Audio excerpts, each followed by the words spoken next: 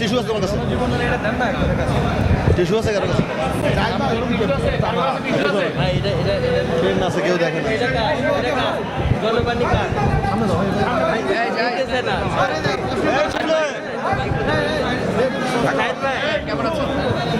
ভালো আছে আলহামদুলিল্লাহ।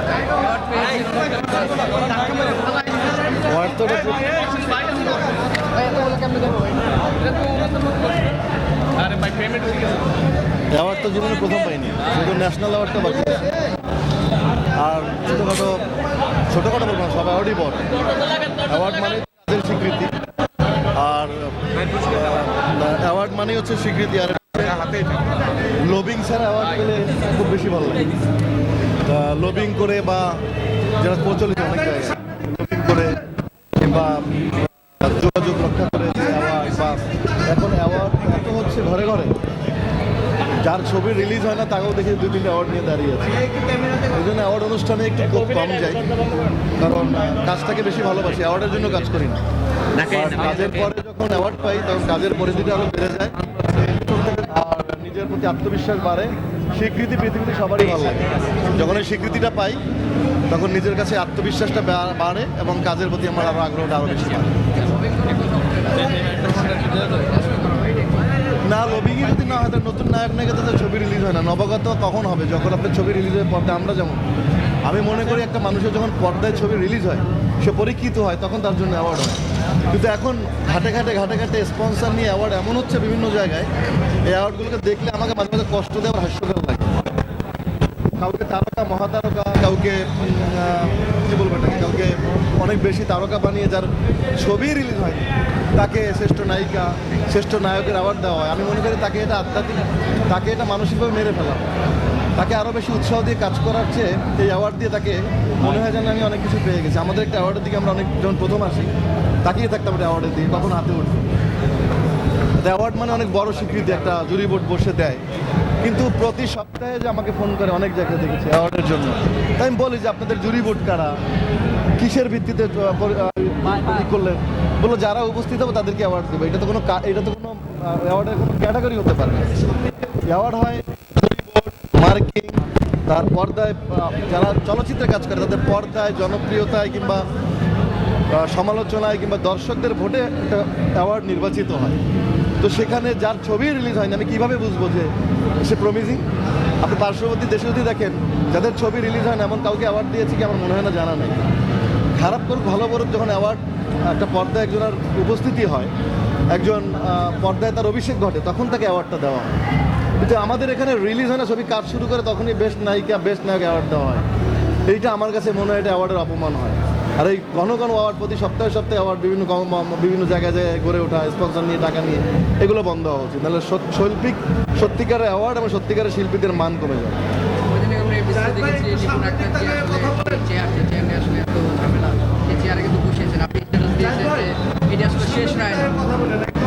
আপনারা তো ঘুরে ফিরে লাস্টে এই প্রশ্নে আসবেন, এটা আমি জানি, আমি রেডি। ঘুরে ফিরে শিল্পী সমিতি, নির্বাচন দেখেন। আমি অনেকদিনই কথা বলি না ইচ্ছে করে, এতগুলো মিডিয়ার সামনে আজকে অনেকগুলো মিডিয়া দেখছি, কথা বলছেন আপনারা, ইউটিউব। আমার কথা একদম স্পষ্ট, আপনারা শুনে রাখেন। আমি হচ্ছি শিল্পীদের বৈধ ভোটে নির্বাচিত সাধারণ সম্পাদক। নিপুণ যা করছে বা করেছে বেআইনি, অগঠনতান্ত্রিক, অনিয়মতান্ত্রিক। 28 তারিখ ভোট গ্রহণ হলো। 28 তারিখ প্রাথমিক ফলাফলে জায়েদ খান নির্বাচিত 176 ভোট পেয়ে, নিপুণ আক্তার 163 ভোট।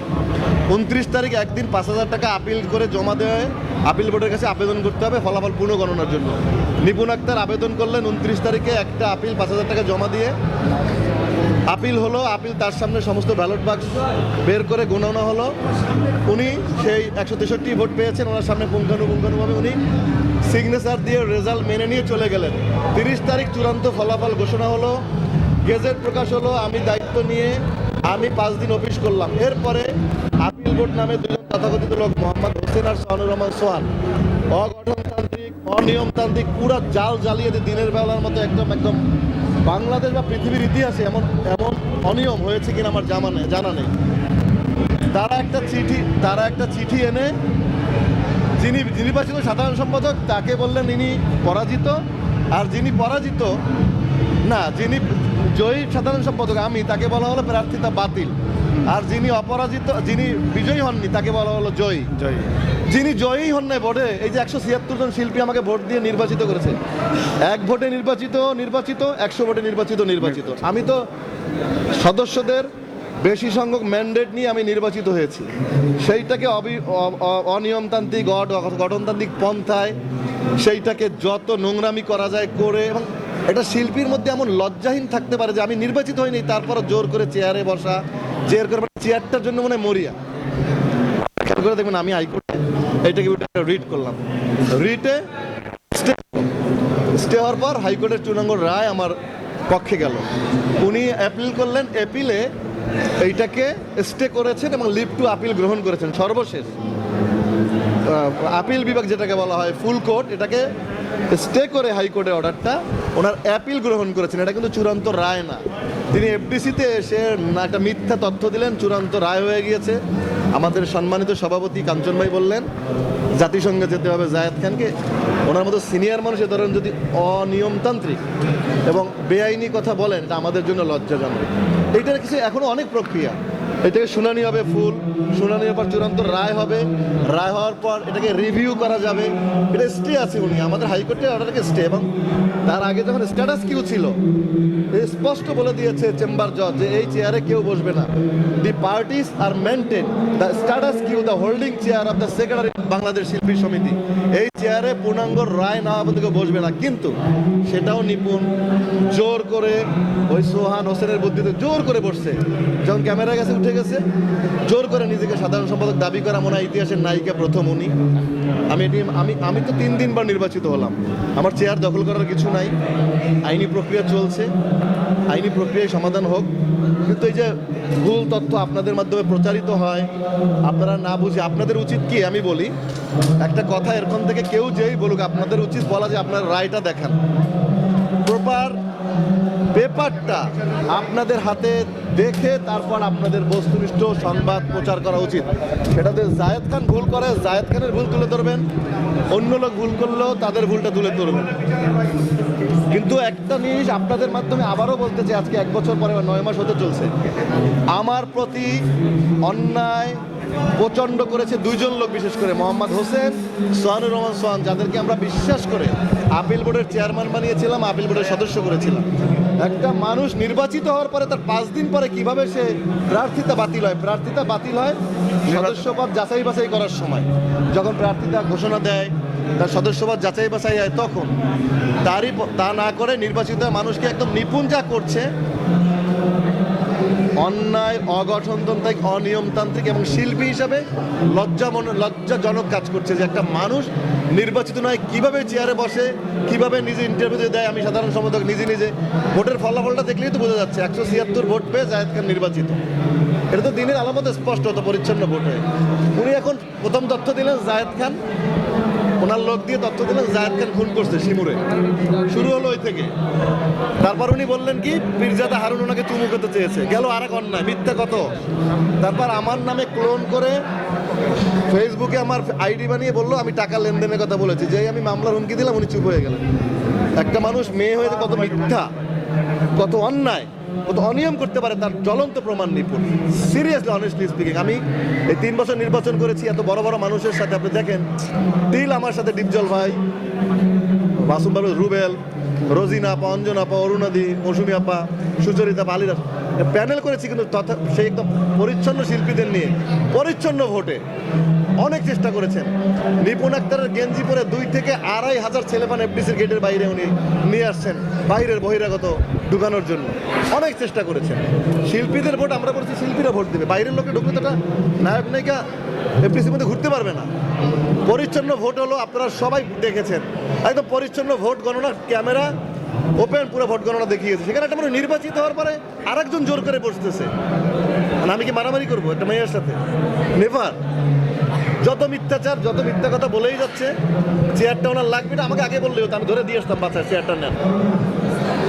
এত চেয়ারের এত মায়া। এই নিপুণ, 1 মিনিট, এই নিপুণ শিল্পী সমিতি আগেও নির্বাচন করেছিল সদস্য পদে, উনি কিন্তু হারছে, খুব কম সম্ভব ভোটে। এরপর এই নিপুণকে আমি শিল্পী সমিতিতে কোঅপ করে নিয়ে আসছি আমাদের কমিটি। আমি যখন প্রথম মেয়াদে নির্বাচিত হলাম তখন মৌসুমী আপা ওই প্যানেল থেকে নির্বাচিত হলো, ওমর সানি এবং অমিত হাসানের প্যানেল থেকে। সেখানে মৌসুমী আপা তার যে কোনো ব্যক্তিগত কারণে উনি আর নির্বাচিত আসলেন না। পরে আমি হিসাবে আমরা মিটিং করে নিপুণকে কোঅপ করে এই মৌসুমী আপার জায়গা প্রথম আমরা এই শিল্পী সমিতিতে আনি। এখন আমার কাছে মনে হয়েছে কি খাল কেটে কুমির এনেছিল মনে হয়েছে, কারণ এত অন্যায় শিল্পীদের মধ্যে হতে পারে না। ওনার ওয়েট করা উচিত ছিল ফুলতে। মিশা ভাই কি হেরে কোনো ঝামেলা করেছে? কিন্তু কাঞ্চন ভাইকে কংগ্রাচুলেট করেছে। উনিও আপিলের দিন সিগনেচার করে বললো যে সদস্যরা আমাকে ভোট দেয় নাই, ঠিক আছে দেখবো, এই পর্যন্ত। এরপর উনি বের হয়ে কি এমন বুদ্ধি করলেন সোহানুর রহমান সোহান এবং হোসেন সাহেবের সাথে, দুজন আপিল বোর্ড 29 তারিখে পর শেষ। আপিল বোর্ডের দায়িত্ব থাকে আপিল পর্যন্ত, আপিল শুনানি শেষ, আপিল বোর্ডের দায়িত্ব শেষ, চূড়ান্ত ফলাফল। এরপর আপিল বোর্ড নিজেরা উদ্দেশ্য প্রণোদিত চিঠি সমাজ কল্যাণে লেখে চিঠি এনে বললো প্রার্থিতা বাতিল। আপনি যারা যারা চ্যানেলে কাজ করছেন আপনাকে চিঠি না দিয়ে আপনার মালিক বলছে তুমি নাই। অবশ্যই অবশ্যই এটা যদি সময় আসে আমি মুখ খুলে ফেলবো। কোথার থেকে কি হচ্ছে এগুলো সব জানি, আমি বলতে চাই না, কারণ আমি শিল্পীর সম্মান চাই। নিপুণ তো নিপুণ না, নিপুণের পিছনে অদৃশ্য শক্তি কাজ করে এই কাজগুলো করছে। আমরা কিন্তু দেখছি শুরু করে ওই যে বললো পেশি শক্তি। আচ্ছা এটা আমি সময় হলে আমি এটা খোলাসা করবো। উচ্চ আদালতের রায়ের বিরুদ্ধে যাওয়ার তো কিছু নাই, রায় তো চলছেই। এইটা আপনারা বোধহয় ভুল করছেন। এইটা আমার যে হাইকোর্টে যে আমার যে রায়টা ছিল সেই রায়টা স্থগিত করে ওরা যেটা আপিল করেছিল শুনানির জন্য মূল মামলাটা লিভ টু আপিল বলে সেটা গ্রহণ করেছে। এইটা এখন উচ্চ আদালতে সর্বোচ্চ আদালত এটা শুনানি করবে, রায় হবে, এরপর আবার রিভিউ হবে, অনেক প্রসেস আছে। আমি আসলে সেক্রেটারি নিজেকে দাবি করতে পারে কিভাবে? আরে ভাই কিভাবে পারে?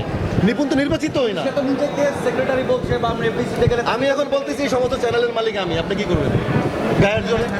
আমরা কিন্তু ইলিয়াস কিন্তু শুরু করে অনেক বড় তার কাছে কে যাবে গায়ে পাড়া দিয়ে আর্গুমেন্ট করতে? যার চেয়ার সেই বুঝে। আমি ফেল করেছি, আমি যাই করেছি কেন? আপনি যদি এটা বলেন আমি ভুল করবেন। এই 1 বছর পর্যন্ত ওনার মিটিংয়ে কি দীপজল সাহেবের মতো লোক, রুবেল ভাইয়ের মতো লোক কেউ অংশগ্রহণ করেছিল? 1 বছর কেউ কিন্তু করেনি। উনি জোর করে মিটিং করেছে। উনি যত মিটিংগুলো করেছে এর আগে সবগুলো অবৈধ। স্ট্যাটাস কিউ ছিল, স্ট্যাটাস কিউর পর কখনো মিটিং করতে পারে না। আমি এই জিনিসগুলো আপনাদের কাছে আজকে তুলে ধরতে চাই যে একটা মানুষ পরাজিত হয়ে কিভাবে নিজেকে নির্বাচিত দাবি করে। আমি কিন্তু আপনাদের সাথে এইভাবে কখনো কথা বলিনি, ফার্স্ট টাইম।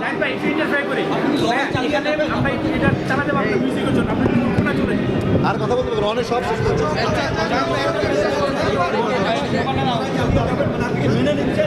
কেন মেনে নিব? কেন মেনে নিব? আমি তো নির্বাচিত, আমি জানবো কেন? আমার সত্যের পক্ষে আমি আপসী, করতে রাজি না। আমি হেরে গেলে আমি চলে যেতাম, যে ভোটে হারিনি। আমি শিল্পীদের 176 ভোট পেয়ে নির্বাচিত, তাদের অধিকারের জন্য আমি লড়ে যাবো। আমার নির্বাচন চলে আসছে, আসলে আপনি অংশগ্রহণ করবেন কি সেইটা আমি কোর্টের উপরে ডিপেন্ড করবে। কোর্টের রায়টা কি আকারে হয়, কি আকারে লেখে, তাদের উপর ডিপেন্ড করবে। আমার সাথে সিনিয়র শিল্পীরা যারা আছে তাদের উপরে ডিপেন্ড করবে। শপথ নিয়ে সেটা নেই, কাঞ্চন ভাই ডেকেছে, কাঞ্চন ভাই শপথ করিয়েছে। ওনারা তো ভোটে নির্বাচিত শিল্পীদের, তাদের তো ভোটের প্রতি সম্মান দেখাতে হবে। তারা তো কোথাও স্ট্যাটাস দিয়ে লেখেনি যে আমরা নিপুণকে মেনে নিয়েছি, কোথাও লিখেছে? আরেকটি নির্বাচন কিন্তু সামনে চলে আসবে, জানি তো, আমার তো মুখস্থ। আরেকটি নির্বাচন সামনে চলে আসবে, বিচার ব্যবস্থায় তো এমন কি করবেন? আপনি কি বিচার ব্যবস্থা নিয়ে প্রশ্ন তুলছেন? প্রশ্ন তুলছি না, এটা কি বলবো, এটাকে খুব খারাপ সৃষ্টিতে বলা হবে। আমি আইনের প্রতি শ্রদ্ধাশীল, আইন সঠিক বিচার করবে, এটা আমার বিশ্বাস। সামনে শিল্পী সমিতি নির্বাচন আছে, আপনি কি আবারও প্রার্থী? 1 বছর বাকি এখনো, দেখা যাক। শিল্পীর সাথে বসা কোর্টের আমার এইটার আমি তো আমার বর্তমান অধিকার নিয়ে আমি লড়ছি, এই অধিকারটা নিয়ে লড়ি না আগে। শিল্পী সমিতির বাইরে একটু প্রশ্ন করে, সেটা হচ্ছে আপনাকে কয়েকদিন আগে পিরোজপুরে দেখা গিয়েছে, এলাকায় আপনি ঘুরেছেন, অনেকেই ভাবছিলেন যে আপনি জাতীয় নির্বাচনে আসতে চলেছেন, আসলে কি আসবেন কিনা? এটা তো আসলে কাজ করছি আমি, আমার সংগঠন আছে, এটা সাপোর্ট মানব কল্যাণ, এটা নিয়ে গাছ লাগানো। তারপরে আমি তো রাজনৈতিক কর্মকাণ্ডে অংশগ্রহণ করতেই পারি, কারণ আমি রাজনীতি তো করি। আমি আওয়ামী লীগের সেন্ট্রাল কমিটির মেম্বার, সংস্কৃতি উপকমিটি, আপনারা জানেন। রাজনীতি তো আমার রক্তই আছে। আর আমি সামাজিক সংগঠন করি অনেক আগের থেকে, এটা আমার ভালো লাগে, এটা আমার প্যাশন। সেদিক থেকে আমি সামাজিক সংগঠন করি। পিরোজপুর কেন, আমি অনেক জায়গায় কাজ করি, ঢাকায় আমি কাজ করেছি। সেই কাজের জন্য যদি আমি বলেছি যেহেতু আমি আওয়ামী লীগ করি, আমি নেতৃত্বে বিশ্বাস করি, বঙ্গবন্ধু আদর্শে বিশ্বাস করি, মুক্তিতে বিশ্বাস করি, নেতৃত্ব যদি মনে করেন আমাকে দিয়ে মানব সেবা বা জনসেবার সময় হয়েছে বা আমাকে দিয়ে উপকৃত হবে দল, আমাকে যেখানে কাজে লাগাবে আমি কাজ করতে বসবো। অনেক কথা বলেছি, এখন থাকো। Thank you very much. আমি আপনাদের কাছে এইটাই বলতে চাই, কখনো এত মিডিয়ার সামনে ইউটিউব বা এত মানুষের কথা বলি নাই। আমি শুধু একটাই বলি যে যা হচ্ছে নিপুণ, বিশেষ করে অন্যায়, অগঠনতান্ত্রিক, অনিয়ম এবং বেআইনি, পুরো একটা মানুষ ইতিহাসের একটা মানুষ নির্বাচনী হওয়ার পরে তাকে সরিয়ে অনির্বাচিত মানুষ জোর করে বসা, এটা হ্যাপসার্ড। এবং আমি মনে করি এটা সারা বাংলাদেশের মানুষ নির্বাচন ব্যবস্থায় প্রভাব ফেলবে বা এটা একটা খারাপ উদাহরণ হয়ে থাকবে যদি এটা সঠিক বিচার না হয়। Thank you very much. Thank you very much. Thank you. আর আমার জন্য দোয়া করুন।